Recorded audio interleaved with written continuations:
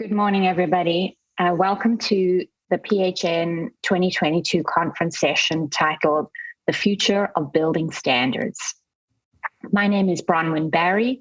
I'm the policy lead at the Passive House Network, and I'm very pleased to share this presentation with Greg Hale from NYSERDA, Hank Keating from Passive House Massachusetts. What we're going to do today is sort of review the nature of where policy is heading and how building standards could possibly be adapting in the near future to really help accelerate the decarbonization of our built environment.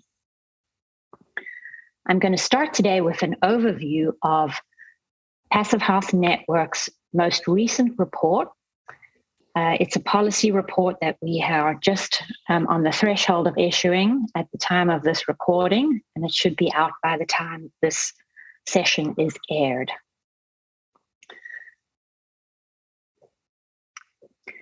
So what we endeavored to do at the Passive House Network was really find out what policies were really driving implementation, what policies were being the most effective at actually getting really high performance buildings. And by that, we defined that as Passive House, up to scale and in development across North America.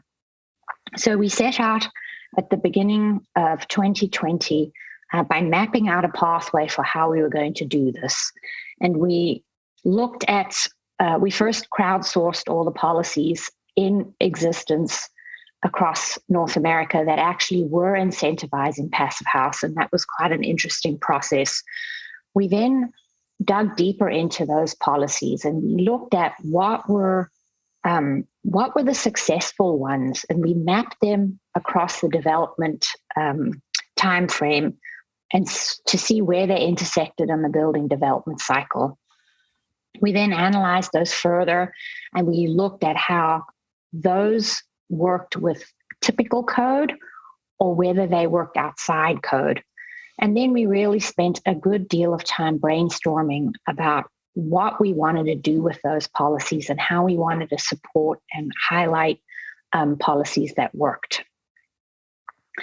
And back in 2019, we had already issued our first policy resource guide, highlighting the start of policies and programs emerging across the US that were really helping drive Passive House. And this is a graph that showed where all the certified Passive House professionals were based at that time. So this was based in 2017. And we started to see some patterns emerge from that early review. Then as we mapped out where projects were actually being built, this graph kind of told the story of the number of projects that we found across North America in aggregated and mapped out in a regional basis. So showing all the Canadian provinces and then all the US states where Passive House buildings were in existence and had been certified. And it showed a quite an interesting even smattering. This is all by the numbers. So the number of Passive House certified projects in these regions.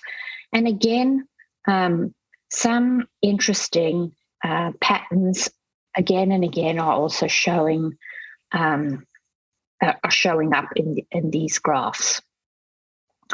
We then did a second data capture and looked at the square footage of projects, because if we looked at numbers alone, it didn't really reflect what type of buildings were being built. And we found once we captured the total square footage, we could disaggregate whether the projects were single family, small square footage projects, or whether they were the larger multifamily and office style buildings or just bigger building typologies. And that changed this graph quite considerably. But once again, the pattern that started to emerge were the front runner regions And so this was where we started to dig deeper, and we said, okay, what are these regions doing that the other regions are possibly not doing? And what are the programs and the policies in place in those regions that are driving this scaling? And this is where we mapped out those drivers. We showed how the programs in these regions were either inside of code, or they were operating outside of code. And if you look at all the overlays, the different code overlays that intersect in the building development timeline from the start to the finish of a construction of a building, project teams have to navigate quite a considerable number of sort of regulatory overlays throughout the process, from zoning, design regulations, through to conventional building and energy codes. And then more recently, many cities and states are now actually implementing some benchmarking, which has this sort of retroactive impact on the building code development and how those codes are actually, or how buildings are actually designed to meet codes. And we saw that primarily the codes and the policies driving Passive House functioned for the most part outside of code. And these dark red ones were the Passive House specific policies that we saw being really successful in those three frontrunner regions. So the BC Energy Step Code, which is a REACH code, functionally a REACH code, was the only one really functioning inside the code, whereas the Mass Saves and the NYSERDA's Buildings of Excellence program were functioning outside of code, and Pennsylvania's low-income housing tax credit program was also functioning outside of code. And then there were some training subsidies, which we also captured on this map. So without going too deep into the weeds on our report, we really found three essential ingredients were necessary for a successful Passive House policy to really be effective. And we saw that training subsidies to get a critical mass of professionals in a region up to speed to be able to deliver a Passive House was one of the core foundational drivers. The second was that some form of subsidy or incentive in place. So the low-income housing tax credit is essentially a subsidy. And then the Mass Save and the NYSERDA Buildings of Excellence help just remove that initial cost barrier for early adopters. And then the third essential was that Passive House or an equivalent has to be in place as the end goal. So, as I said, what we found that in these three regions, all three of those drivers were in place. And we also saw that there were other regions that maybe were missing one or two of those, and it wasn't quite scaling as effectively. The other thing that we found in our report was this, what we're terming the invisible hand. So the support of a local community of practitioners. And for this reason, we're seeing how places like Passive House Massachusetts, outside organizations, New York Passive House, Passive House Pennsylvania, practitioners and organizations in place in those regions were also really supporting the policymakers in those regions to drive Passive House adoption. So we distilled our research and our report into the three areas of intersection, the entities driving the most successful policies. And we looked at how they're structured and how we as an entity, as a nonprofit organization, are able to intersect and support those entities to actually drive Passive House adoption to scale. And we identified that cities were really a key foundational driver. So we saw that New York City, the city of Vancouver, and Pittsburgh were three essential drivers in their those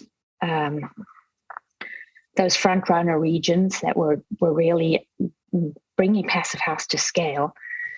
And then states. States really have the best leverage and the biggest muscle to drive this. And the programs that are driven by state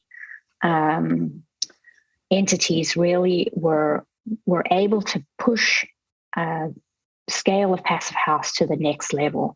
And then utilities also played a pretty strong role, and there was an interesting relationship between states and utilities that we saw throughout.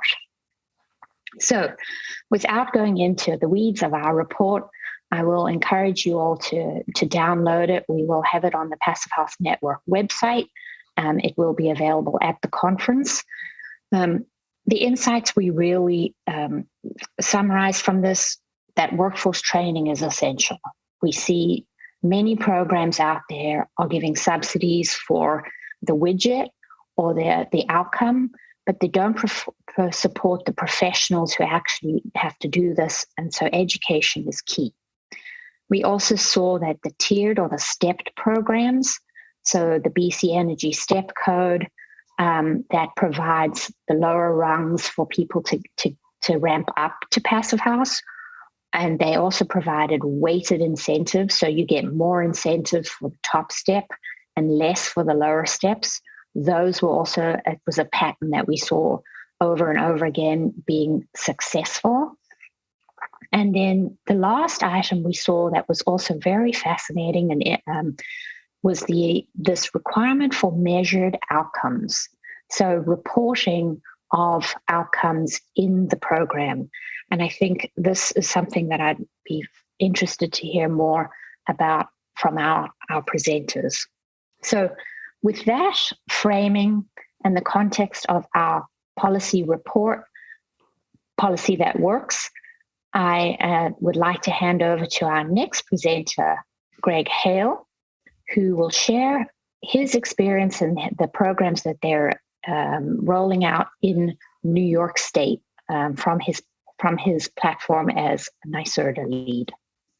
Yeah, thank you very much for inviting me to participate here. I'm happy to talk about what we're doing in New York. I'm Greg Hale, Senior Advisor for Energy Efficiency, Markets, and Finance at NYSERDA, very involved with just about everything we're doing on decarbonizing the built environment.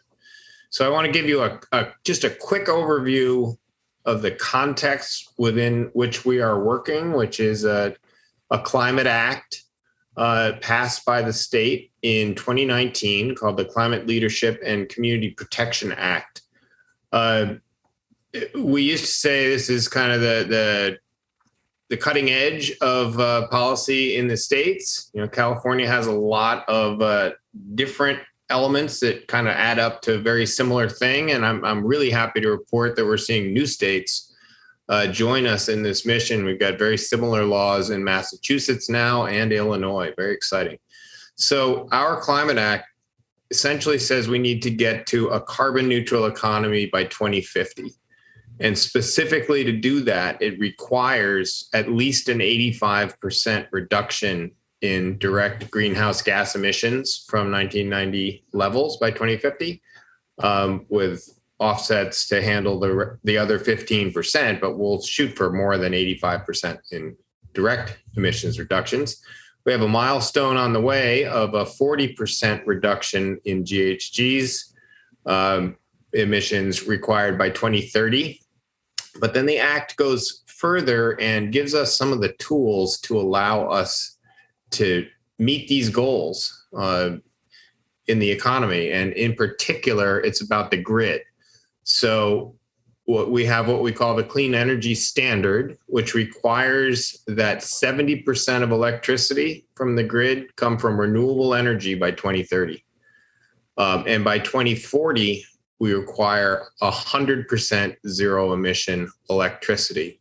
And that's, of course, the tool the background that allows electrification to play a major role in building decarbonization, along with efficiency and deep efficiency. So passive house is very important with what we're doing.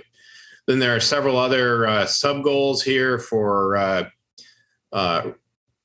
solar PV that's actually been bumped up now to 10,000 megawatts by 2030 by the Public Service Commission. We have a storage goal. We have an energy efficiency goal, which is really just sort of codifying the baby steps of where we need to go on the efficiency side. The point is it's very comprehensive here.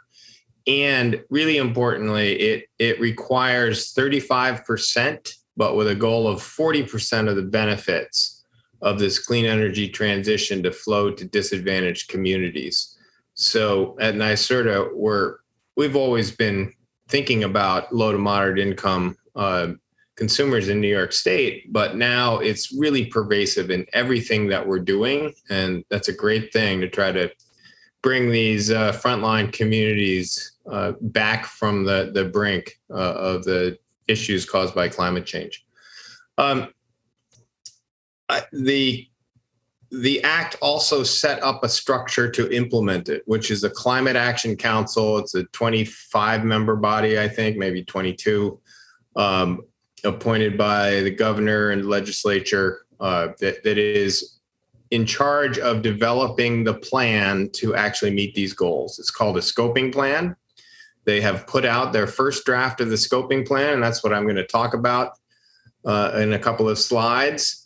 We're going through a public comment process right now. The comment period is open for another few weeks, and then the council gets back together again to adopt the final scoping plan, which is then sent for action to the required agencies in the legislature. Next slide. So this one, I probably don't need to go into in too much detail. People here on this audience get this, but 33% of our economy-wide emissions come directly from buildings, mostly through on-site fuel combustion, but also from hydrofluorocarbons. If you add the emissions included in generating the electricity that's used in buildings, you get to a number closer to 45% of emissions. So we got to get at the building sector. It's in New York State, it's more residential than commercial. The light blue in the middle bar is residential. The bottom is the dark blue is commercial. And then by end use, it's predominantly space heating. So that's what we really need to tackle. Now, how we decarbonize our grid, you can go to the next slide. How we decarbonize our grid makes a huge difference. So if we just electrify everything and don't pay any attention to efficiency and envelope, then we will have a much harder time adapting our grid and building it large enough to accommodate the new electrification loads. So we really need to be paying attention to our building envelopes and reducing the demand on the grid. We will get to a point where we are a winter peaking grid, and we predict that will happen sometime in the area of 2035. But how much higher the winter peak is going to be versus today's summer peak is all about the envelope and load flexibility. So I just want to run through. These are just briefly the strategies that are advanced in our draft scoping plan.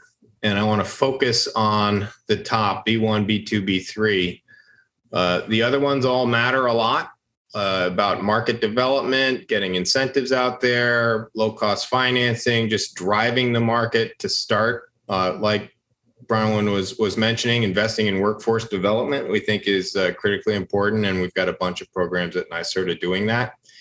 But all of that, we do not think is enough to move the market fast enough for the climate crisis that we face. So we do think that regulation is going to be required. So the first step is actually B3. We got to get energy benchmarking and disclosure statewide.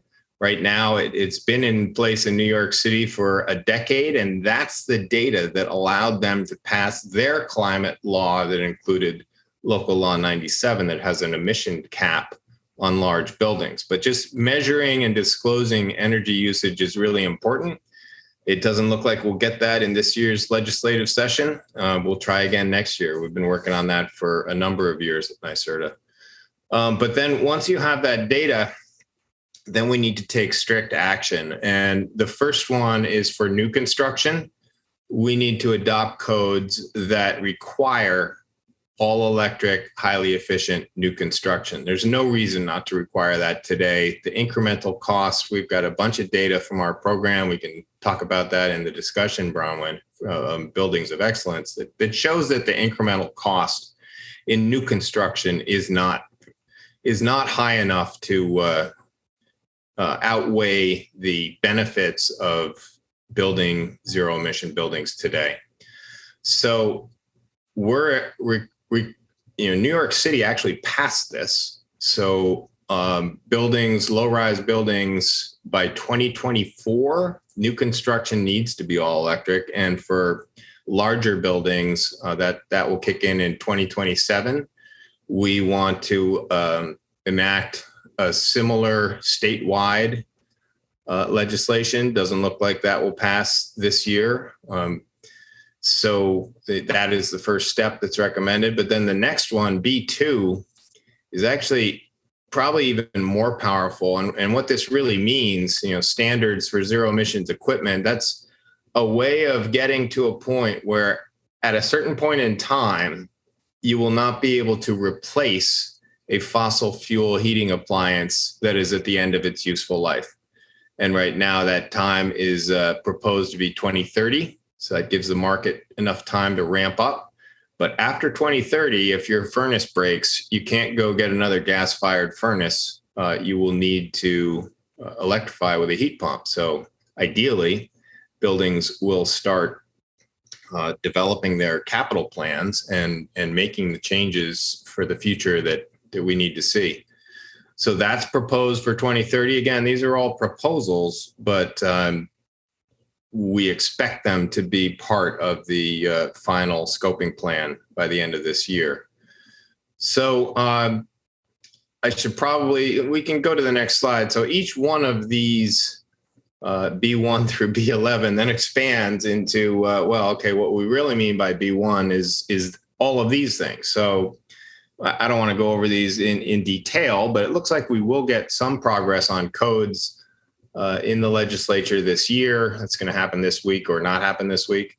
And that would be to align the codes to require them to essentially meet the Climate Act targets. It's not going as far as we would like for that new construction, all electric requirement that I mentioned before. Looks like that probably won't pass this year from opposition that we can talk about later. But we do think we'll get some appliance standards for appliances that aren't preempted by the federal government, and just revise the code structure so that it will work better in coordination with the Climate Act. So I will stop there, Bronwyn, and turn it over to you and Hank. Right. Thank you, Greg. So the next up, we have Hank Keating, who is representing here the silent hand of the local community that's really helping support the policy adoption that is happening, and specifically in Massachusetts. So Hank, thank you for joining us, and I'm looking forward to hearing about how you and your Passive House Massachusetts fellow members and staff have really been supporting the Mass Save machine that's working in your region. Thank you. Yeah. I've been, for the last 4 years as president of Passive House Massachusetts, I have been devoting most of my time to advocacy work around climate change mitigation, and with a specific focus on the role that Passive House should play. So I'm going to give you a quick tour of the paths to energy efficiency policies, including Passive House, my intent is only to provide an overview to set the stage for our discussion. So you can go to the next slide. So the story really starts in 2008 with the Global Warming Solution Act and Green Communities Act. These, for the first time, set actual requirement goals for greenhouse reduction targets. And to some extent, more significantly, it mandated the Board of Building Regulations and Standards to adopt the current version of the Iecc as they were rolled out. In addition, it required the Department of Energy Resources and the BBRS to create an opt-in stretch code for green communities. We can go to the next slide.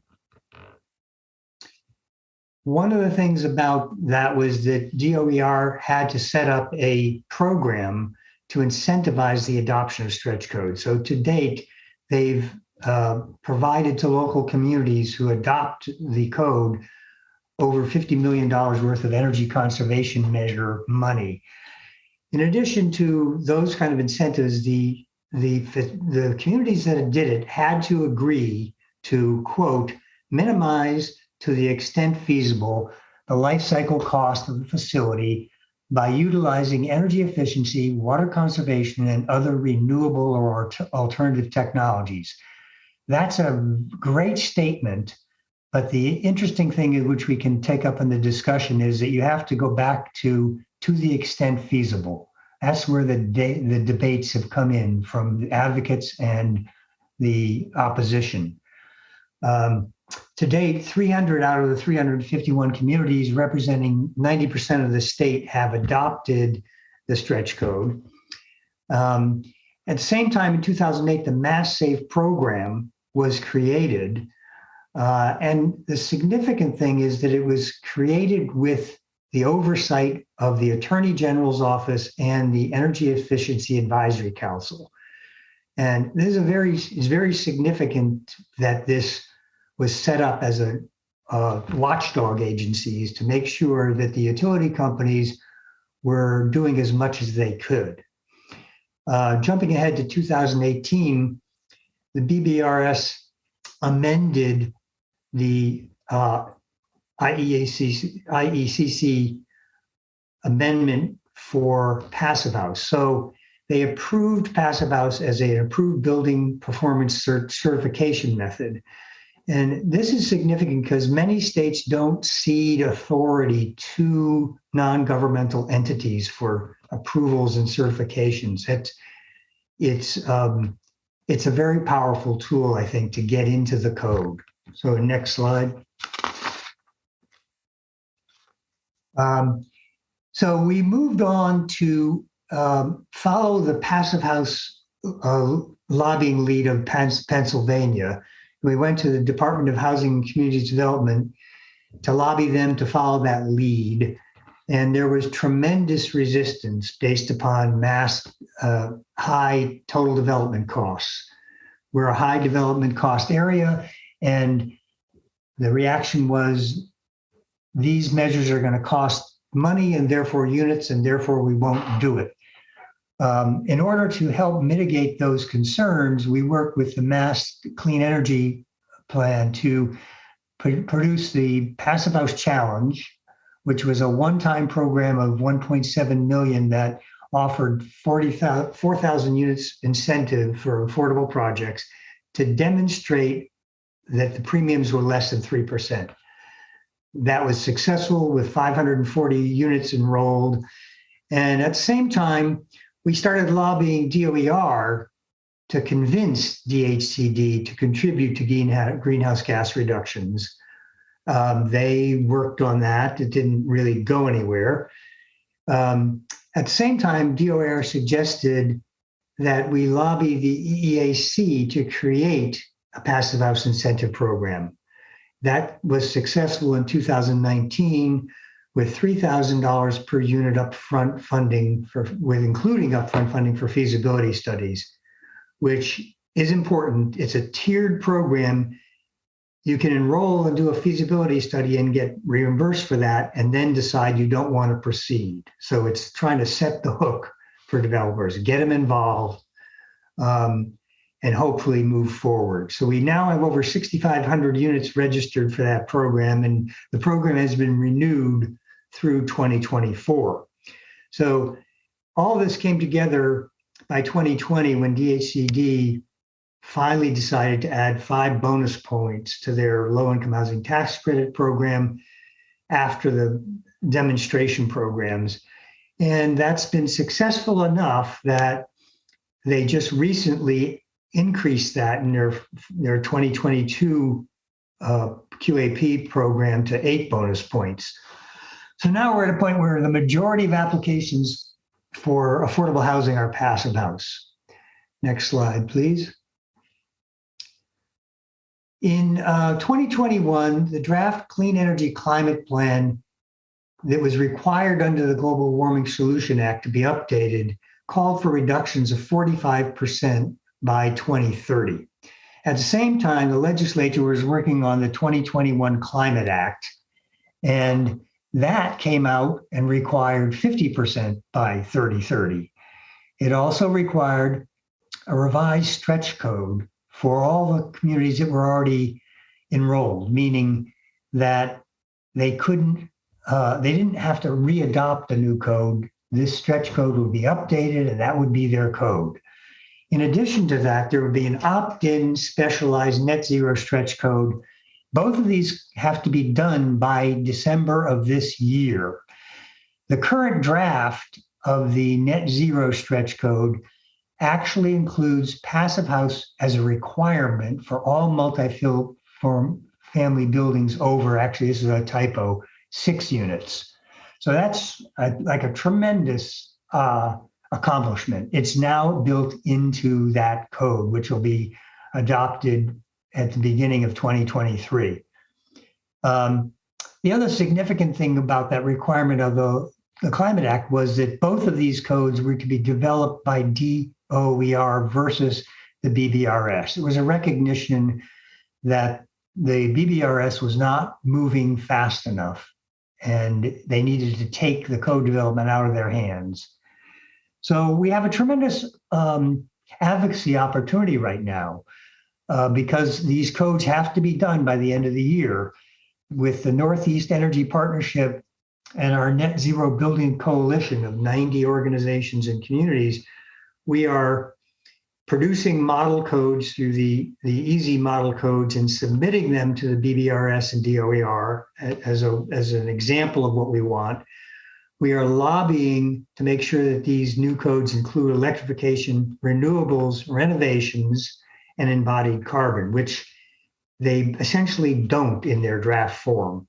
So over the next several months, we've got the opportunity to really change things before the end of the year. Next slide, please. At the same time that we're working at that level, there's been a lot of activity at the local level using zoning tools for floor area ratio and height and setback incentives in exchange for fossil fuel free buildings, passive house, LEED, et cetera. And then I thought one of the more interesting advocacies that's happening at the local level is to intervene during the special permitting process with advocacy groups that will help a developer overcome the NIMBY factor that's trying to keep them from doing high density buildings in a town like Newton. Great example is the Green Newton Coalition working with Northland Development to get them passed, and in exchange for doing passive house. This has nothing to do with codes, it just has to do with we'll help you get your permit if. Then we have ongoing local gas bans. Massachusetts does not allow communities to override the building code. AG has ruled on this several times. Now, many towns are doing home rule petitions to see if they can get through the legislature to get this ability. And that may or may not pass, but the legislature in a current bill is contemplating allowing 10 communities to do a pilot program for this. And probably those communities we see here would be the ones. Next slide.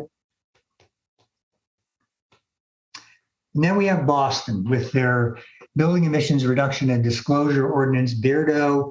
As I find it interesting that they determined that this would be administered through the Air Pollution Control Commission.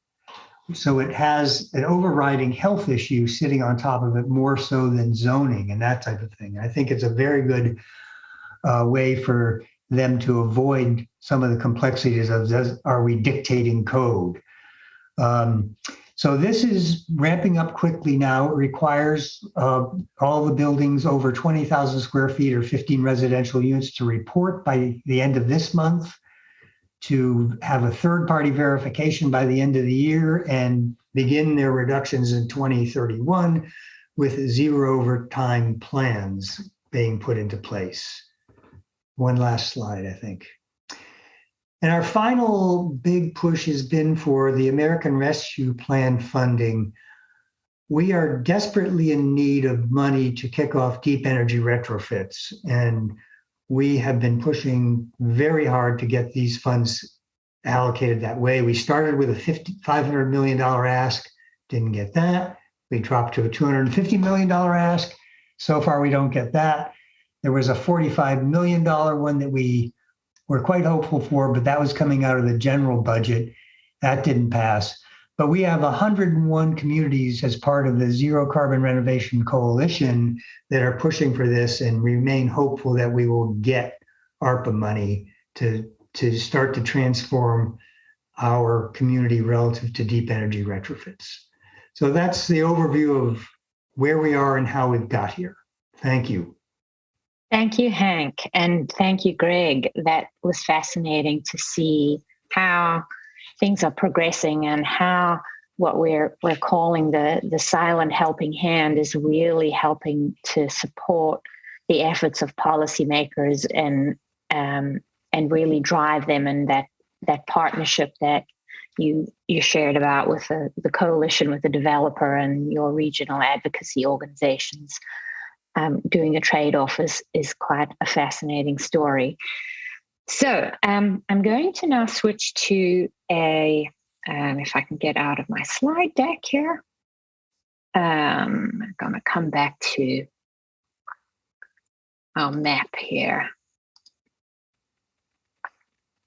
I'm going to leave that up as we head to the Q&A session, because I think there's a fascinating conversation to be had here to see how different regions are really using Passive House to drive their implementation solutions to meet their state mandated greenhouse gas emissions targets.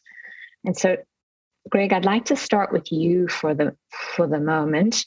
I'd like to hear from you how is integrating Passive House into the suite of policies that you've rolled out at NYSERDA really helped drive the targets and help sort of accelerate meeting them? Sure. Thanks, Bronwyn.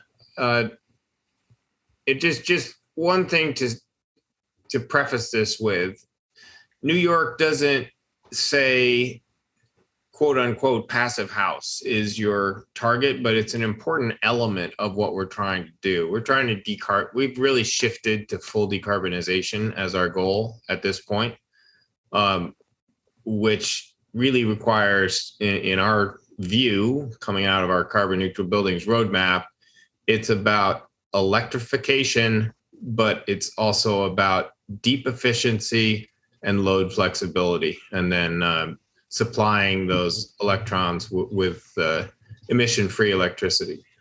But Passive House is great because it is it's a shortcut. It's shorthand, right? Somebody else is doing all of the certification work and setting standards, and if you meet Passive House and get that certification, that your building's going to perform. And that's important for state regulators. It's also important for the lending community. to understand what they're lending into. It's really important for the building owners and developers to understand what they're going to have at the other end of a project. So specifically, we do agree with you that these three elements that you outlined are super important. The training, we started with, at least somewhere in the 8 to 10 years ago range. And we've been at it ever since. We've made sure that the training goes around to various places in the state. And there are different organizations within the state, like the Building Energy Exchange, the Urban Green Council, that provide these passive house trainings. And they've been very popular. And as you see from your other chart, you got a lot of certified folks in New York State. And that's because there's a lot of projects to work on. And I think this LIHTC policy is extremely powerful. And I think it's the driver behind a lot of those bumps in your slide of the early adopters. It came out of Pennsylvania. Tim McDonald was the evangelizer of this. He brought it to my attention, actually, before I was even working with the state. It's just such a powerful, simple idea. And when you finally get your state to say yes, things just flip on a dime, much like what Hank was showing happened in Massachusetts. Same thing in New York State, where we had, it's understandable resistance. The housing agencies are under tremendous pressure to deliver units at an affordable cost. And anything that they see you're coming in with to add to their burden to the cost of projects, that's their focus. It's first cost. So you understand the resistance, but once they get it, it's an amazing flip. And that's happened in New York State with our housing agency, the Department of Homes and Community Renewal.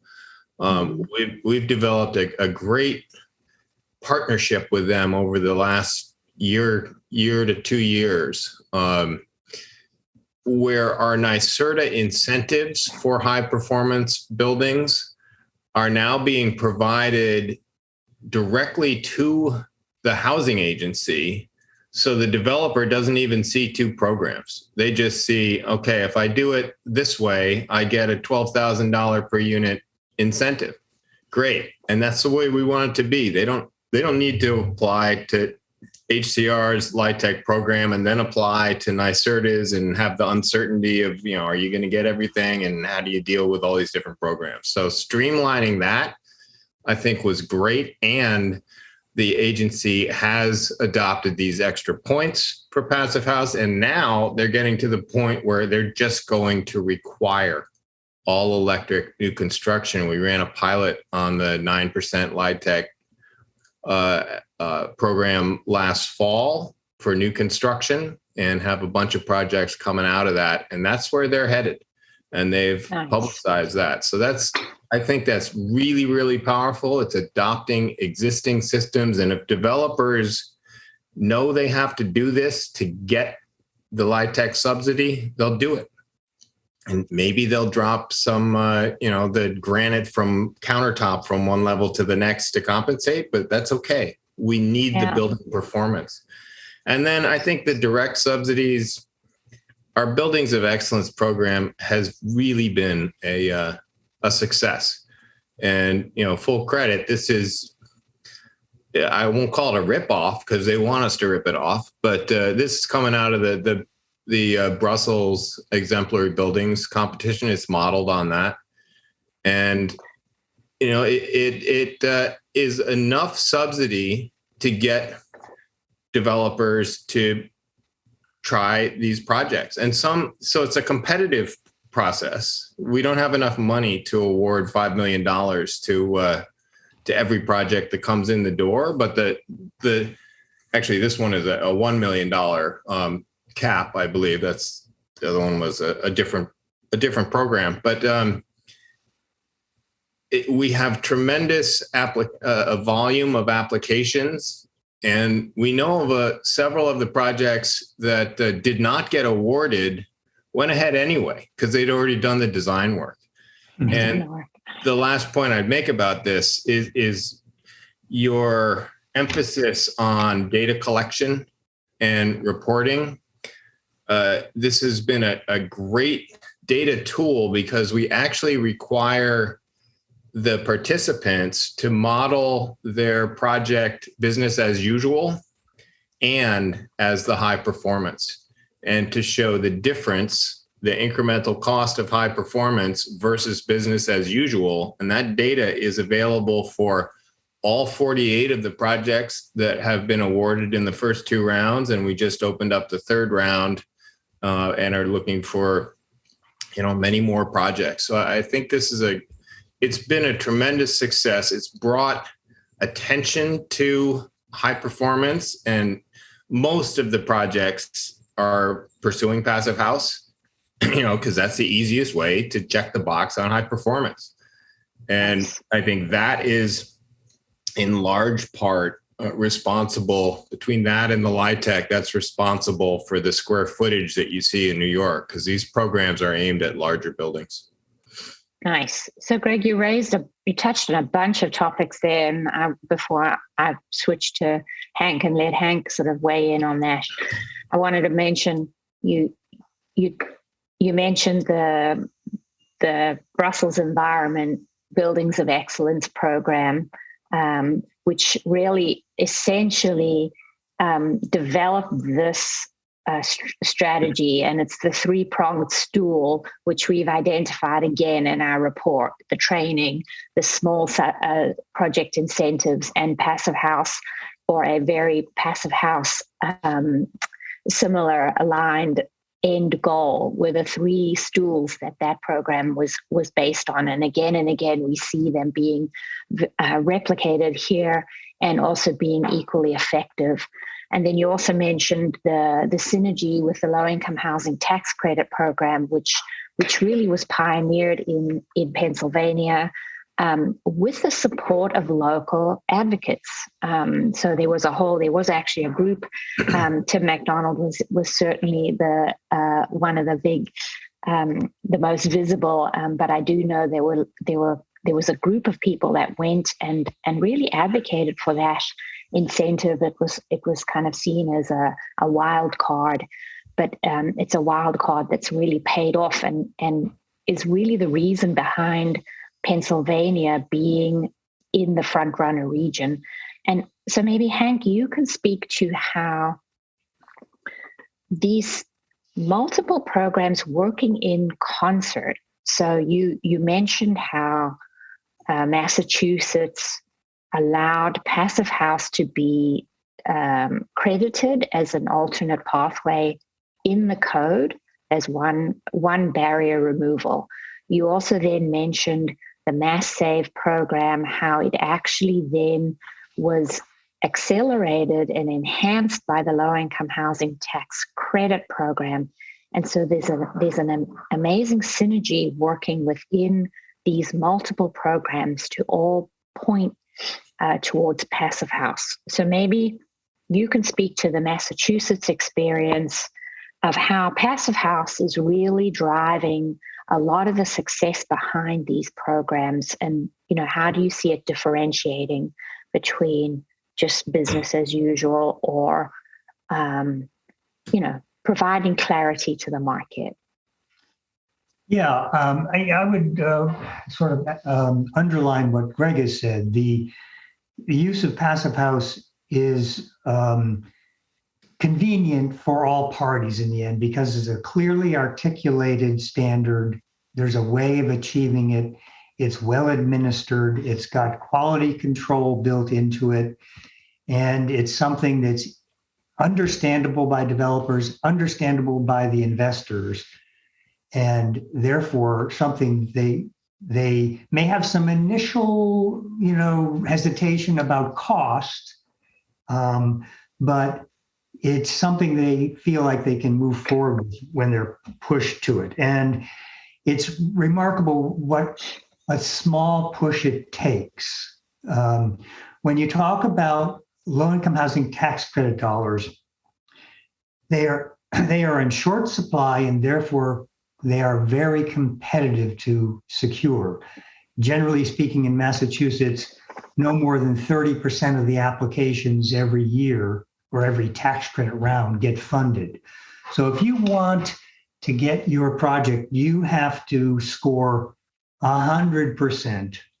And therefore, if there's 4 or 6 or 8 points for Passive House, you take a really hard look at it and you probably put it in your application because you just need those points.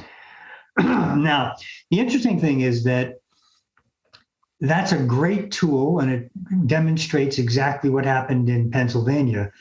Interesting thing is in the Mass Save program, though, that steps forward and offers incentives to the developers in the way of money. And by the way, that was important to get DHCD to finally put in the bonus points. They wanted to see somebody else putting money on the table rather than just saying, oh, we're going to have to reduce our unit count by $3,000 per unit because of this cost. So that was an important factor for them. But we have over 6,500 units enrolled, and 2/3 of those are market rate. There would be more affordable enrolled, but that's a limitation of how much tax credit dollars are available just to move those projects forward.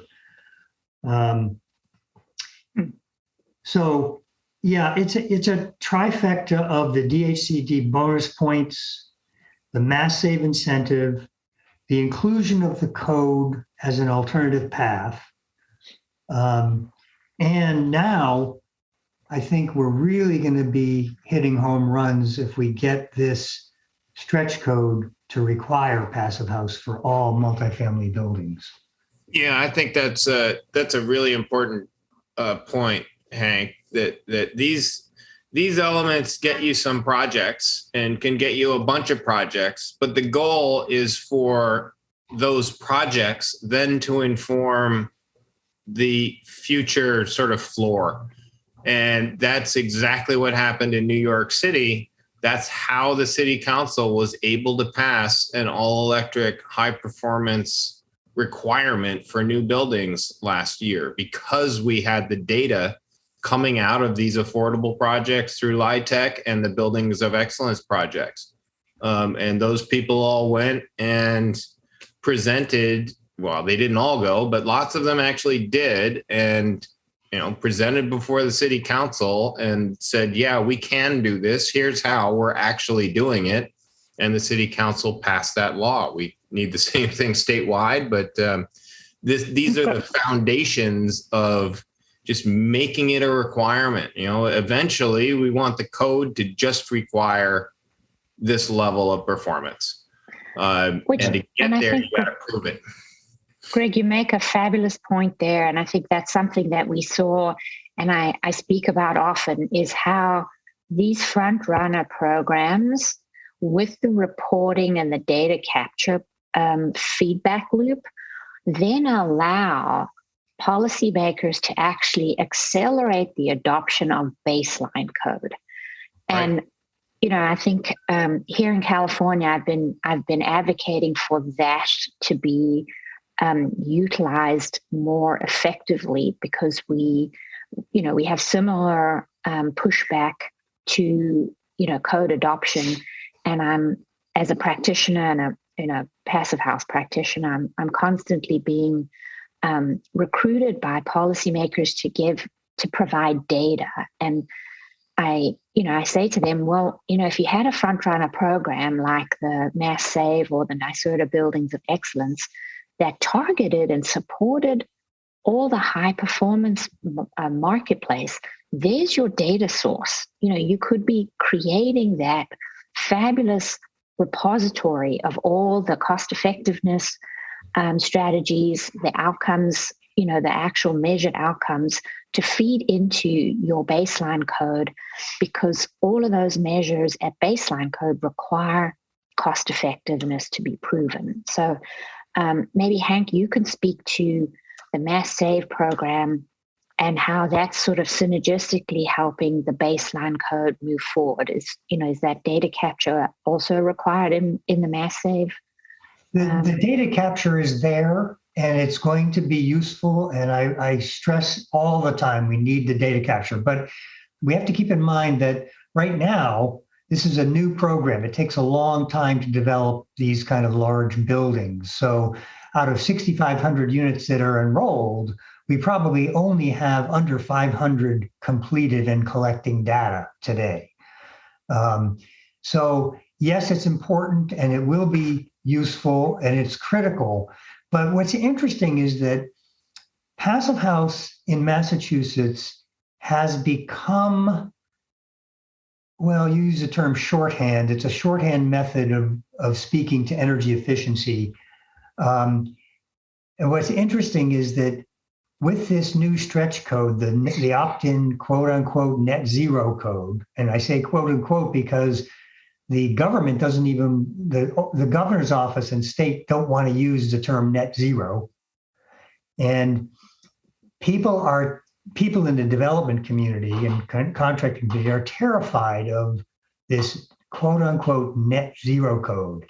So much so that if they hear that what the solution is Passive House, they go, oh, Passive House, I get that.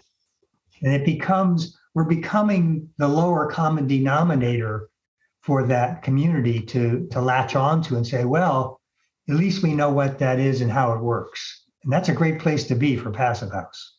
Absolutely. And that's fascinating that this sort of been the stratification of that has sort of permeated the marketplace. Then really quickly, Bronwyn, on the data, that's why benchmarking policy is so important.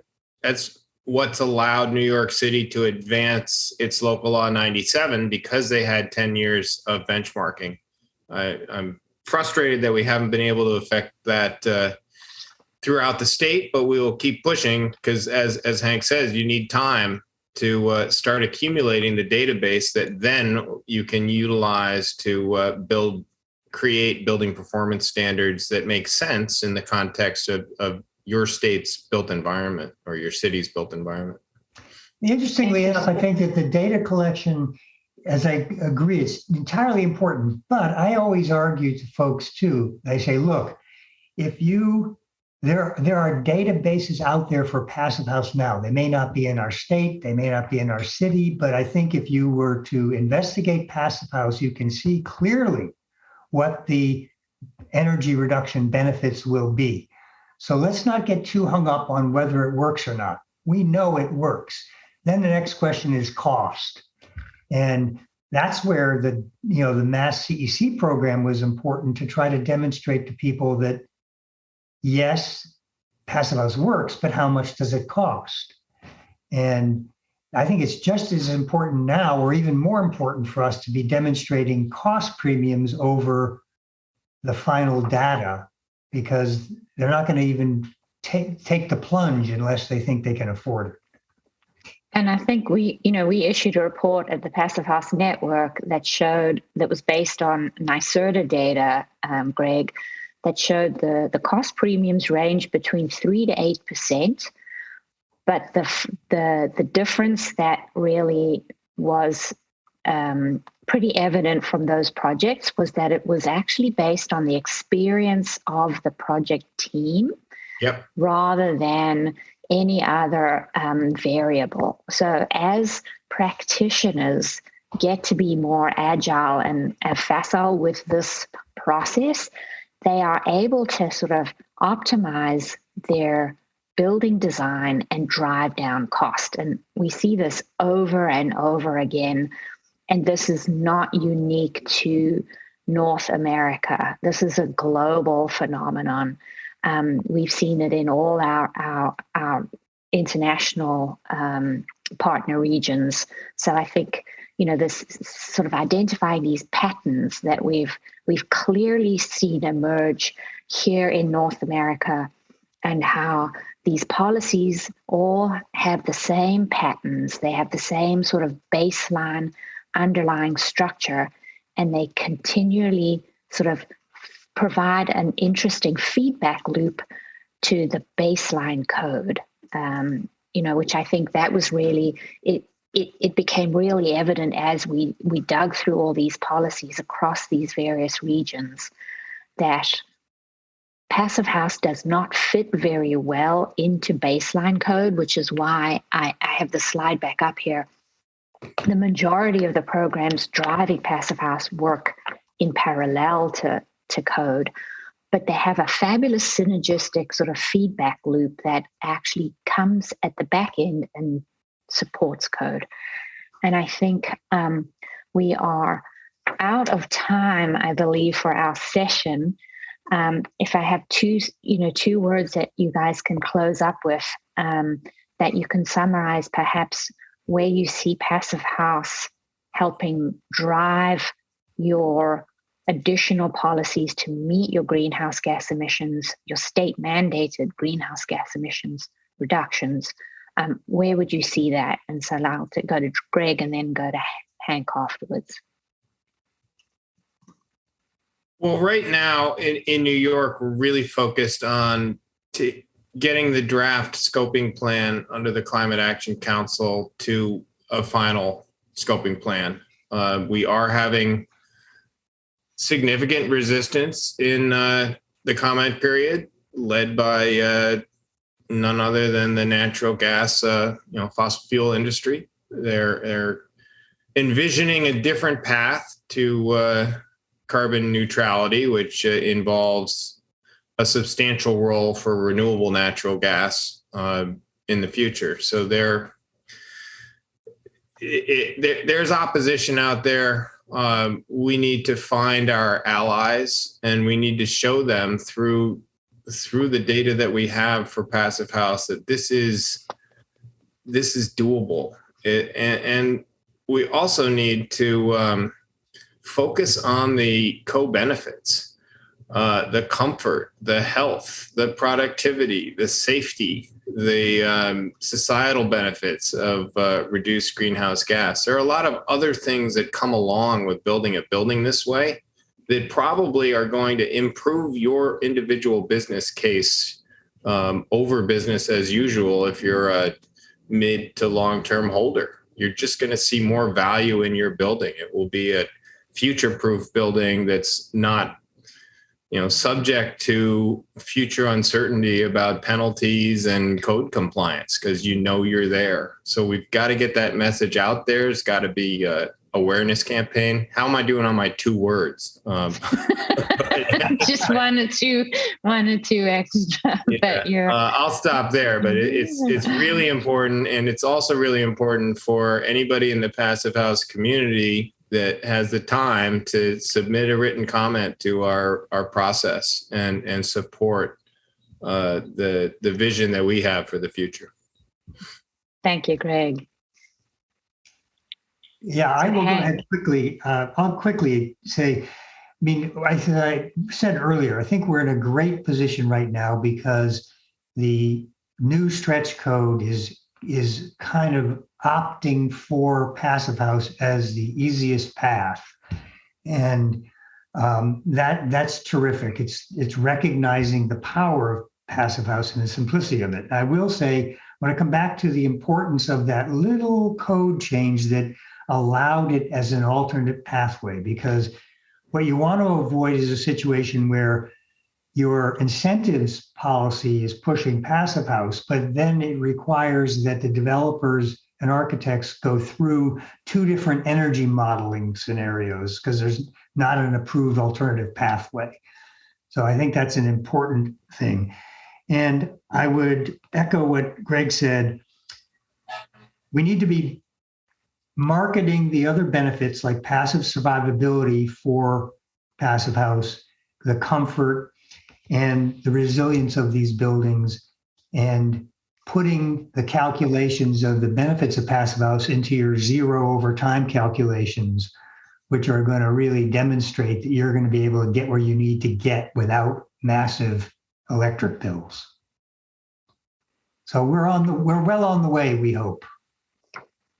Thank you, Hank. And it's really fabulous to see both these regions. We know that Massachusetts is rapidly going to catch up to all these other 3 frontrunner regions we've identified because the projects are in development. They just aren't quite certified yet. So we didn't capture the in progress I thank you both for participating today. I look forward to seeing you in person at the conference, and I look forward to seeing the success that your regions keep delivering and capturing that in our new updated reports as we keep benchmarking this progress. Thank you very much.